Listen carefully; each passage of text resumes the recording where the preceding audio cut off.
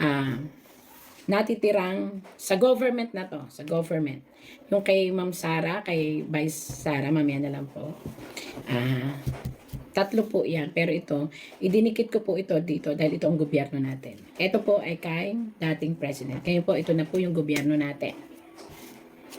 Gobyerno natin sa pamumuno ng ating president, Marcos. Ipakita mo sa akin, tarot ko ano nakikita mo. My gosh. Sana may isang nasa ating government. Sabi ko nga po sa inyo, kaibigan ako, wala akong kinakampihan. Sana may nakakarinig sa ating gobyerno. Stop everything. Or it's either way. May malaking problemang darating sa bansa. At kailanman, hindi na makukuha ng ating hindi na makukuha ng ating gobyerno ang puso ng tao. So magli-lead ito into something danger para sa mga mamamayang Pilipino. So sana may nakakarinig na nakaupo na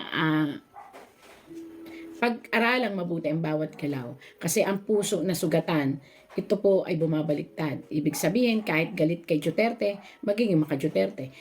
Sinasabi ko lang po yung totoo ha, kahit ayaw kay Duterte, magiging gusto na si Duterte. Kasi they see something na parang puso na po ang nagdidikta. Ayan po. Kaya ang ibig sabihin po nito, pag-aralang mabuti ang bawat move. Kinakailangang maisip nila kung ano ang kahihinatnan ng lahat. Ayan po. Again, ako po ay nagtatarot lang.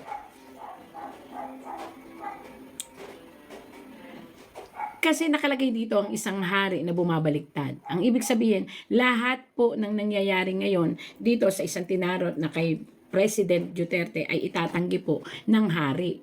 So it means na kung si President po Marcos ibiblame ng mga tao, babaliktad naman siya. Sasabihin niya wala siyang alam, wala siyang kaalam-alam. Yun po ay, ayan po, masakit man po ito, pero ito po lumalabas sa tarot. Kasi isisisi ng mga taong bayan yan, lahat sa ating gobyerno. Sino po ba ang namumuno sa ating gobyerno? Diba? Ang president. So itatanggi naman niya, kaya siya nakabaliktad at hindi niya aaminin. So wala tayong alam kung ano yung totoo doon, kung oo o hindi. Pero ang nakalagay nga po dito, ang galit ng tao mapupunta sa ating presidente, itatanggi naman niya. So dapat pag-isipang mabuti ang bawat galaw po. Hanggat maaari nga, stop muna, ceasefire. Nako po, baliktad ang mangyayari. So, magkakaroon po ng economic crisis. I don't know kung bakit ito lumabas. Magkakaroon siya ng ekonomiya. Mag-o-over na crisis. Mag-o-overflow. Ang lahat ng problema, hindi ko alam. Pati ang tubig. Mag-o-overflow sa kamay. Ibig sabihin, hindi po ito, kabaliktaran ito eh. Hindi ito ang kaginawaan. Ito ang downfall ko. So, kinakailangan pong mag-ingat lahat ng nandito sa pasya dito sa kay dating President Duterte kasi mababaliktad po ang sitwasyon. The universe will talk to itself. Ibig sabihin, kakausapin ng universe ang sarili niya. Ano ang dapat kong gawin? Ito ba ay dapat kong ibalik sa mga tao na naghusga dito? Dito po. Dito. Ayan. Kaya siya nakatayo eh. O ito ay maglilikha ng isang maging magulong Pilipinas. Yan po ha, binabasa ko po. Again, wala po akong kinakampihan. Ako po ay pantay. Hindi naman po, ako po ay psychic reader lamang. Ayan, nakita nyo po ito?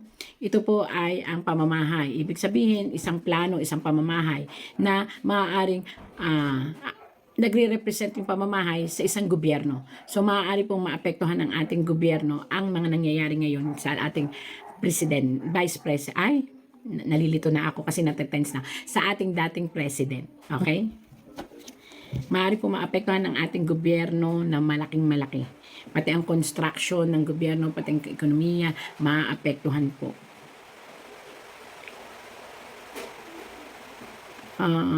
Even our financial matter in the Philippines, pati ang kasiyahan po ng mga tao maguguluhan.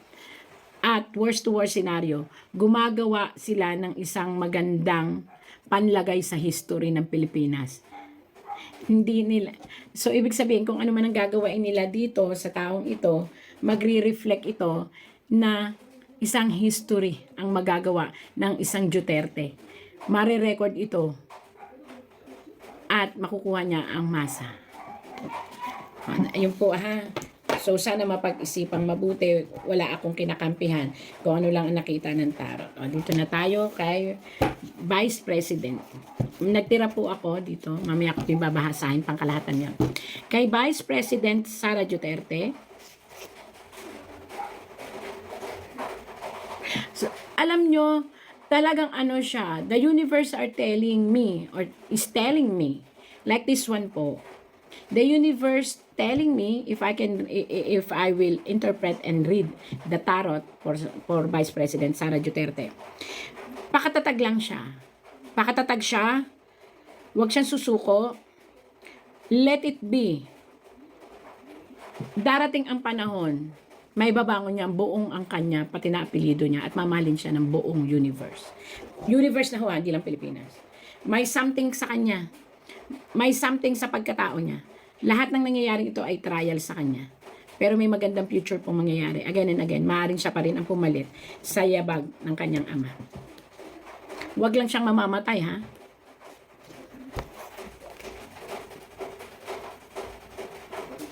Maaaring tumatalikod lang ngayon ang mga sitwasyon at pakiramdam ng ating Vice President ay pakiramdam niya ay nakatalikod lang ngayon. Pero hindi. Hindi yan totoo. May isang biglang lalabas.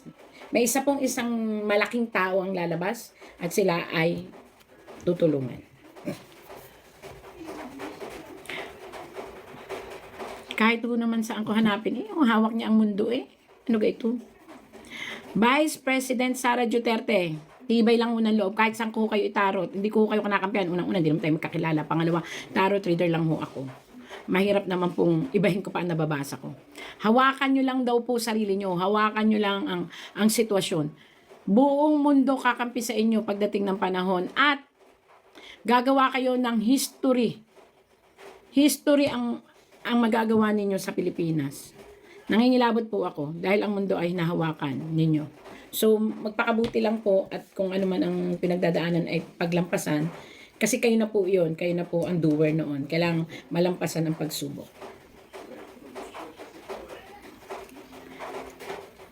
Aha. 3 tao. Dati 2 tao. 3 tao talaga ang nagkiklaim ng inyong pagbagsak po. Ayan po. I-stop ko na po ang tarot dito. Mabuhay lang po kayo. Pagtiisan nyo lang po lahat. Mananalo po kayo sa puso ng masa. Ayan po. Winning point po yan. Yun lang po ang kaya kong ibigay ngayon sa tarot reading na ito. Ayan po. Ma'am Sara Duterte. Ayan po. Yun po ang aking ano. Ngayon po may natira sa inyo. Tapos ito, pagsasamahin ko. Ito po ang general. Sa general po ito ha.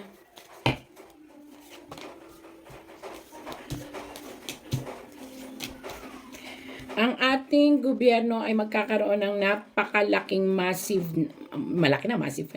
na pagbabago. Mahahati po ang ating mga opinyon pero magkakaroon tayo ng isang pagkakaisa. Maaaring mabuo ulit ang isang malaking pagkikita-kita at maaaring magkaroon po ng mga tensyon na may mga taong mag-aaklas.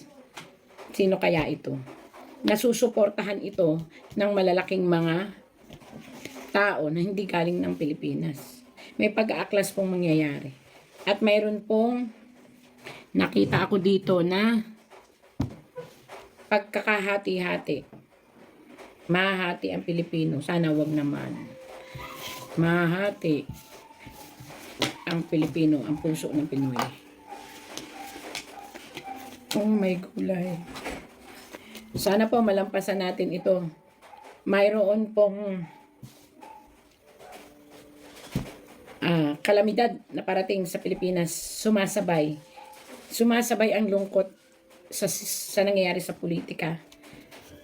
Ay mayroon pang 3 matitinding pagsubok na dadating sa Pilipinas. Isa po rito yung sinasabing ng virus. Mag-aaktibo po ang virus. Pangalawa po, magkakaroon tayo ng sinasabi nating famine. May sasalakay sa ating mga tanim at maaari mahirapan tayo kumuha ng pagkain sa labas. At signos ng mga bagyo.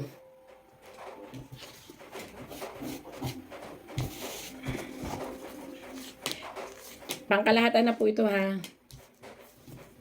Ang malalamig na lugar ay mag-iinit at uulanin ng mga apoy.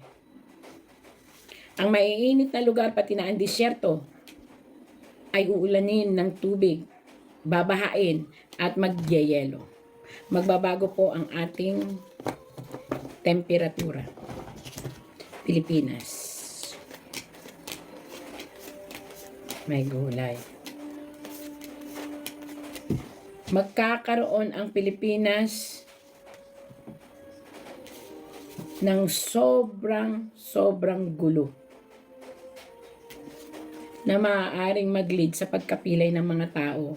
Ibig sabihin pagkapilay ng mga tao, hindi yung pilay, kundi yung pagkakaroon ng iba-ibang buhay na maglilid sa kanila para magnakaw, para magpumatay, para gumawa ng all means para lang mabuhay. Sana naman huwag mangyari yun. Pero yun po ang lumabas. So, kinakailangan nating ipagdasal ito. Ekonomiya po ito ng Pilipinas. Kasi po magkakaroon po ng shortage sa food. At darating pa ang napakaraming gulo, awayan, na mag-o-offer ng pera, iba-ibang kaisipan, na dapat ay may bagong pag-asa, pero ang nangyari, ang mayaman yayaman, ang mahirap lalo maghihirap, parang ganun. Ay, ang sagwa naman itong nakita ko. Sana naman huwag. Tapos, marami pong magkakaroon ng tsunami. Hindi ko alam kung sa isang lugar ng Quezon or something na dagat, Surigao or something. Pero meron po dito ako nakita sa Quezon pagbaha ng tubig. Bakit ganun? Laging Quezon na nakikita ko. Mindoro meron din. Marikina. Naku. Magdasal po tayo lahat para lahat maging maayos na. Lahat na nangyayaring ito ay dala ng hindi pagkakasundo-sundo in both parties. So, dapat po magdasal tayo. Nalulungkot po ako kasi akala ko ang ganda-ganda na mababasa ko sa tarot. Pero ganun nga po ang nabasa ko sa tarot. Again po, tagabasa lang po ako. Wala akong kinakampihan. Sana po, ang panawagan ko sa mga nakaupo, pag-aralang mabuti ang lahat ng kanilang decision making, ang ginagawa nila para hindi naman ang bansang Pilipinas at kami, mga tao, mamamayan na naapektuhan. Ganun na rin naman po sa side po ng ating Vice President and dating Presidente ko. Let give it all to God and to Allah or to our believing God. At hayaan na natin pong dumating ang talagang nabasa ko doon na universe will give way para ilabas ang lahat. Salamat po. Sana po ay magkasundo-sundo na at maging maayos. At maisip din nila na ang natatakot po ako dito kasi na lumabas kanina. Magkakaroon ng isang matinding pag-uusap ang malalaking bansa. At ang mga Pilipino ay tutulungan nila in a form of siguro makabangon, pero ibang pagbangon kasi nakita ko dito. Kasi ang mga Pilipino magsasama-sama. Umiiyak na kasi. Magsasama-sama sila. Para ito naman to parang naamo. Yan magsasama-sama sila at baka gumawa sila ng isang malaking grupo na magpapahiwatig ng kanilang damdamin para makarating dun sa mga bansa na gusto nilang tumulong. Hinga ng tulong. Salamat po. Magulo man po ang tarot ko ngayon pero ito po ay totoong galing sa puso.